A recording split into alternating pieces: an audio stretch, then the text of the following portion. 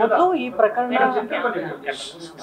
ಈ ಪ್ರಕರಣ ಕೋರ್ಟ್ ಮೆಟ್ಲಿಗೆ ಹೋಯ್ತು ಅನ್ನೋದೇ ತುಂಬ ನಮಗೆ ಬೇಜಾರಿನ ಸಂಗತಿ. ಯಾಕಂದರೆ ವಿಷ್ಣು ಸರ್ ಎಂಥ ದೊಡ್ಡ ಲೆಜೆಂಡ್ರಿ ಅಂದರೆ, ನಾವು ಮಣ್ಣಾಗಿ ಹೋದ್ರೂ ಅವ್ರ ನೆನಪು ಮಣ್ಣಾಗಲ್ಲ. ಇವತ್ತು ಅವ್ರನ್ನ ಮಣ್ಣು ಮಾಡಿರೋ ಜಾಗದ ಬಗ್ಗೆ ಇಷ್ಟೊಂದು ಮಾತುಗಳು ನಡೆಯುತ್ತೆ, ಇಷ್ಟೊಂದು ಗೊಂದಲಗಳು, ಇಷ್ಟು ವರ್ಷಗಳು.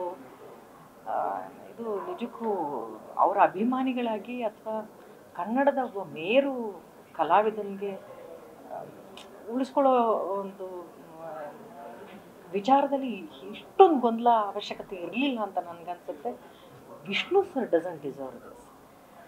ಅವ್ರನ್ನ ತುಂಬ ಪ್ರೀತಿಯಿಂದ ನಾವು ನೆನೆಸ್ಕೊಳ್ಬೇಕಾಗಿತ್ತು.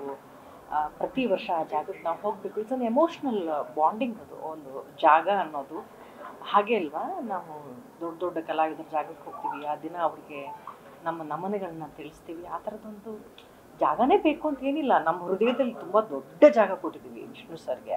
ಅದು ಯಾರೂ ಕಿತ್ಕೊಳ್ಳೋಕೆ ಸಾಧ್ಯ ಇಲ್ಲ, ಅದು ಯಾರೂ ಮಣ್ಣು ಮಾಡೋಕ್ಕೆ ಸಾಧ್ಯ ಇಲ್ಲ, ಅದು ಯಾರೂ ನೆಲಸಮ ಮಾಡೋಕ್ಕೆ ಸಾಧ್ಯ ಇಲ್ಲ. ಪ್ರತಿಯೊಬ್ಬ ಕನ್ನಡಿಗರ ಹೃದಯದಲ್ಲಿ ವಿಷ್ಣು ಸರ್ ಇದ್ದಾರೆ. ಆದರೆ ಈ ಥರ ವಿಚಾರ ನಿಜಕ್ಕೂ ಒಂಥರ ಆಗಬಾರ್ದಾಗಿತ್ತು ಅನ್ನೋ ನೋವು, ದುಃಖ ನಮ್ಮೆಲ್ಲರಿಗೂ ಇದೆ. ಸಾಕಷ್ಟು ವರ್ಷದಿಂದ ಈ ಥರ ಗೊಂದಲ ನಡೀತಾ ಇದ್ದಾರೆ. ಅದೇ ಈ ವಿಚಾರ ಯಾಕೆತ್ತಲ್ಲ ನಾವೇನು ಮಾಡೋಕ್ಕಾಗತ್ತೆ? ಕೋರ್ಟಲ್ಲಿ ಹೋಗಿರೋದ್ರಿಂದ ವಿಷ್ಣು ಸರ್ ಅವರ ಕಾಲವಾದ ದಿನನೇ ಈ ಥರದ್ದೊಂದು ಪ್ರಶ್ನೆ ಉದ್ಭವ ಆಗುತ್ತೆ ಅನ್ನಂಗಿದ್ರೆ, ನಮ್ಮ ಹೃದಯದಲ್ಲಿ ಜಾಗ ಕೊಟ್ಟರು ಒಬ್ಬ ಕಲಾವಿದನಿಗೆ ನಮ್ಮ ಮನೇಲಿ ಒಂದು ಜಾಗ ಕೊಡಲ್ವಾ? ನಮ್ಮ ಜಮೀನಲ್ಲಿ ಜಾಗ ಕೊಡಲ್ವಾ? ನಮ್ಮ ಜಾಗದಲ್ಲಿ ಜಾಗ ಕೊಡಲ್ವಾ? ಖಂಡಿತ ಕೊಡ್ತಿದ್ವಿ. ಆದರೆ ಈ ಗೊಂದಲ ಆಗುತ್ತೆ ಅಂತ ಯಾರಿಗೆ ಗೊತ್ತಿತ್ತು? ಆ ಜಾಗದಲ್ಲಿ ಗೊಂದಲ ಇದೆ ಅಂತಲೇ ಗೊತ್ತಿರಲಿಲ್ವಲ್ಲ. ಈ ಗೊಂದಲಗಳಿದ್ದಿದ್ರೆ ನಾವು ಅಭಿಮಾನಿಗಳು ನಾವು ಯಾವತ್ತೂ ರೆಡಿ ಇದ್ದೀವಿ. ನನಗೂ ಒಂದು ಜಮೀನಿದೆ, ಒಂದು ಪುಟ್ಟ ಜಾಗ ಇದೆ.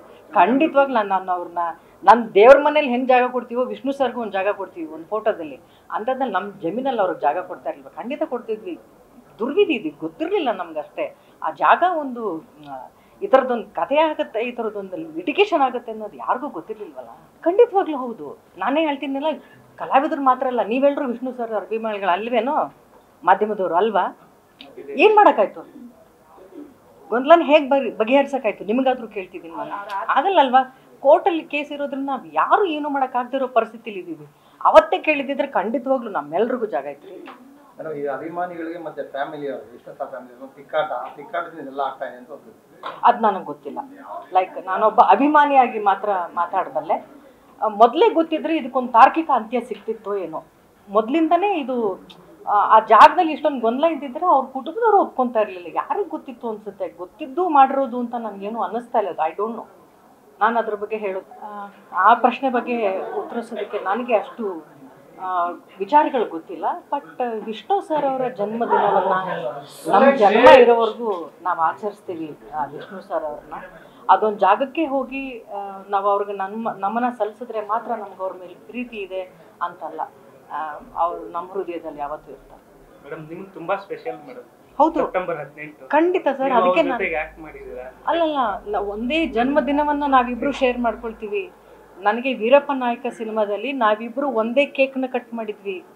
ವಿಷ್ಣು ಸರ್ ಅವ್ರು ಹೇಳಿದ್ರು ಅವತ್ತು ಕೇಕ್ನ ಕಟ್ ಮಾಡುವಾಗ ನನ್ನ ಬರ್ತ್ಡೇನೂ ಅವತ್ತೇ ಅನ್ನೋದು ವಿಷ್ಣು ಸರ್ಗೆ ಅವತ್ತೇ ಗೊತ್ತಾಗಿದ್ದು. ನಾನು ಅವರ ತುಂಬ ದೊಡ್ಡ ಅಭಿಮಾನಿ ಚಿಕ್ಕ ಹುಡುಗಿಯಿಂದ. ನಮ್ಮ ಸ್ಕೂಲಲ್ಲಿ ಗ್ಯಾಂಗ್ ಇದ್ದರೆ ನಾನು ವಿಷ್ಣು ಅಭಿಮಾನಿಗಳ ಗ್ಯಾಂಗ್ನ ಲೀಡರ್ ನಾನು. ಸೊ ಅವ್ರಿಗೆಲ್ಲ ಆ ಕಥೆನ ಹೇಳುವಾಗ ವಿಷ್ಣು ಸರ್ ಹೇಳಿದ್ರು, ನೋ ನನಗೆ ಕೇಕ್ ಅಂತ ತರಬೇಡಿ, ಶ್ರುತಿಯವ್ರಿಗೆ ಕೇಕ್ ತೊಗೊಂಡು ಬನ್ನಿ, ಆ ಕೇಕ್ನ ನಾನು ಕಟ್ ಮಾಡ್ತೀನಿ ಅಂತ. ಸೊ ಅಂಥ ಒಂದು ತುಂಬ ದೊಡ್ಡ ನೆನಪನ್ನು ಕೊಟ್ಟು ಹೋಗಿದ್ದಾರೆ. ಕೇವಲ ಅವ್ರ ಜೊತೆ ಆ್ಯಕ್ಟ್ ಮಾಡಿರೋ ಕಲಾವಿದರಿಗಲ್ಲ, ಕರ್ನಾಟಕದ ಪ್ರತಿಯೊಬ್ಬ ಕನ್ನಡಿಗರಿಗೂ ಅದೇ ಥರದ ದೊಡ್ಡ ನೆನಪನ್ನು ಬಿಟ್ಟು ಹೋಗಿರುವಂಥ ಮೇರು ಕಲಾವಿದ ಅವರು. ಅವ್ರ ಆತ್ಮಕ್ಕೆ ನೆಮ್ಮದಿನೇ ಇಲ್ಲ ಅಂದ್ರೆ ಅವ್ರ ಅಭಿಮಾನಿಗಳು ಕಣ್ಣೀರು ಹಾಕ್ತಾ ಇದ್ರು ಮ್ಯಾಮ್. ಇಲ್ಲಮ್ಮ, ಹಾಗೆ ಅನ್ಕೊಳ್ಳೋದು ಬೇಡ. ನಾವು ತುಂಬ ಪ್ರೀತಿಸ್ತೀವಿ, ಅವ್ರನ್ನ ಆರಾಧಿಸ್ತೀವಿ, ಇವತ್ತಿಗೂ ಪೂಜಿಸ್ತೀವಿ. ಅದರಲ್ಲಿ ಕಿಂಚಿತ್ತು ಕೊರತೆ ಇಲ್ಲ ನಮ್ಮಲ್ಲಿ ಅಭಿಮಾನಿಗಳಲ್ಲಿ. ಜಾಗದ್ದು ಗೊಂದಲ ಆಯಿತು ಅನ್ನೋ ನೋವು ಎಲ್ಲರಿಗೂ ಇದೆ. ಆದರೆ ಅವ್ರನ್ನ ಪ್ರೀತಿಸೋದಾಗ್ಲಿ, ಅವ್ರನ್ನ ನೆನಪಿಸ್ಕೊಳ್ಳೋದಾಗ್ಲಿ ಅಭಿಮಾನಿಗಳಲ್ಲಿ ಕಿಂಚಿತ್ತು ಕೂಡ ಕಡಿಮೆ ಆಗಿದೆ. ಹೋರಾಟದಿಂದ ಸರಿ ಹೋಗೋದ್ರಿಂದ ನಾವೆಲ್ಲರೂ ಬೀದಿಲಿ ಕುತ್ಕೊಂಡು ಹೋರಾಟ ಮಾಡೋಣ. ಕೋರ್ಟಲ್ಲಿ ಇರೋದ್ರಿಂದ ಏನ್ ಮಾಡೋಣ ಹೇಳಿ? ಅಲ್ಲಿ ಅಸ್ತಿನ ಕೊಟ್ರೆ ನಾವು ಕಟ್ಟಿರೋ ಸ್ಟುಡಿಯೋಗೆ ಅಥವಾ ಮನವಿ ಮಾಡೋದಕ್ಕೆ ಮುಂದಾಗ್ತಾ ಇರ್ತಾರೆ. ಕುಟುಂಬದವರು ಅದ್ರ ಬಗ್ಗೆ ತೀರ್ಮಾನ ಮಾಡಿದ್ರೆ ನಾವೆಲ್ಲರೂ ಸಾಥ್ ಕೊಡ್ತೀವಿ. ಅಥವಾ ನಾವೆಲ್ಲರೂ ಬೀದಿಲಿ ಕುತ್ಕೊಂಡು ಹೋರಾಟ ಮಾಡೋದ್ರಿಂದನೇ ಇದೊಂದು ಮುಕ್ತಿ ಇದೆ ಅಂದ್ರೆ ಖಂಡಿತವಾಗ್ಲೂ ನಿಮ್ಮ ಮಾಧ್ಯಮದವ್ರು ಹೇಳಿ ಇಂಥದ್ದೊಂದು ದಿನ ಫಿಕ್ಸ್ ಮಾಡಿ ಬರ್ತೀವಿ ನಾವೆಲ್ಲ.